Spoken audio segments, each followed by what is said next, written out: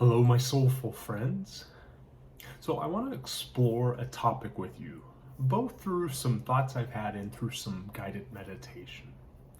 And what I've come to realize is that it's quite possible that completely different realities can be existing at the same time. And what I mean by that is this. I used to love watching those shows on the Science Channel. I haven't done it lately, but I remember they used to always have these theoretical physicists on there. And I remember one time, one of those theoretical physicists said something to the effect of, reality is stranger than fiction. And that really stuck with me and got me to thinking. And right now, with our world in such a state, it seems like that might be actually true. But what I've also noticed is that in the midst of this, maybe I just know some really super awesome people, but I know some people who are actually thriving in this crazy time we're collectively experiencing. Thriving energetically, thriving emotionally, even thriving. There's some people that are thriving financially, which kind of flies in the face of logic a bit. But it gets me to thinking about how can so many people be caught in chaos, and some of these people over here are creating abundance and peace and health and joy. And then I put a little post on social media about this. I go out in my garden. My garden is so vibrant, so alive. The butterflies are flying through, the bees are pollinating, the vegetables are growing and thriving. So while humanity may be experiencing crazy turmoil right now, my garden, and when I go out to nature away from the city too, thriving, absolutely thriving, alive, vibrant. So I want to do a little exercise with you. The first thing I want to do is just ask you a question. Do you believe that multiple realities can coexist simultaneously here on Earth? The answer for me is yes. Doesn't have to be your answer, but for me, it's yes. And what I kind of came to with my journaling and reflection is that we all are on a different path, different timelines. Each of our souls came here to experience and offer different things, to learn in different ways. Some people really need the chaos in order to get in touch with their mission and then go fulfill their mission and experience growth. Some people need to experience extreme polarization in order to have a breakthrough to learn how to live in harmony. Some people need to be in the grip of fear and controlled by fear for a season so that they can gain access to their true courage deep down and never be gripped by fear again. And one of the conclusions I came to is, who am I to judge the way someone else goes about learning and experiencing? It's not my place. But just because they are going through polarization, fear, chaos, anger, all of that, does not mean that I have to be in those states as well. So what I'd like to do is a little brief meditation just to help you get in touch with the wisdom of your own soul. So I invite you to close your eyes and let's do a clearing breath. Deep breath in through the nose, exhale through the mouth. Let's do that one more time. Let your mouth exhale at your own pace be your release of tension in your emotions, your body, and your energy field. Wonderful. And now I'd like to share a little breath with you that I find very calming and soothing. We're going to breathe in normally but deep, hold the breath at the top just briefly, and then we'll exhale in thirds. So exhale a third of your breath, pause, exhale the second third, pause, exhale the final third. We're going to do that 2 times. So go ahead and join me. Take a deep, slow inhale through your nose. Hold it and pause at the top. And now exhale 1/3 of your breath, pause, exhale the second third, pause, and exhale the final third. And let's do that round one more time. Deep breath in, slow deep breath, filling all the way up with oxygen. Pause, exhale 1/3, pause, exhale second third, pause, and exhale final third. And then slowly return your breathing to normal. I find when I do that for perhaps 3 to 6 rounds of breath, I get really much more relaxed. But for the sake of the meditation, let's keep moving with your eyes closed. I want you to bring your awareness to the midbrain, where the pineal gland is. If it's helpful, you can imagine indigo or dark blue sphere of light in the midbrain. Some say that this is the seat of the soul, or where the soul speaks to us. And I want you to ask your own soul just a few questions. What do I personally need to experience during this challenging time in order to grow? Be ready for the answer. What do I personally need to experience during this challenging time in order to grow? Take a pause with that.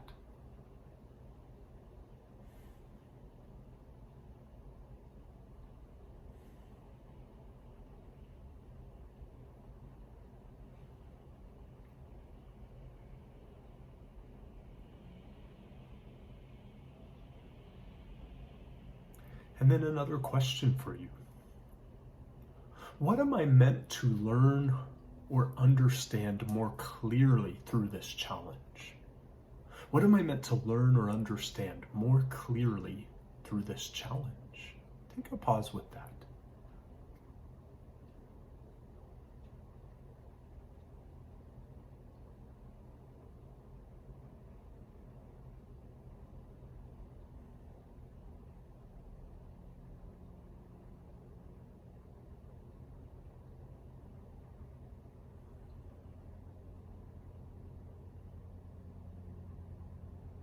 And now one more question for your soul. How is the current challenge shifting what I want to create or offer the world? What is the current challenge, or how is the current challenge shifting what I want to create or what I want to offer in the world?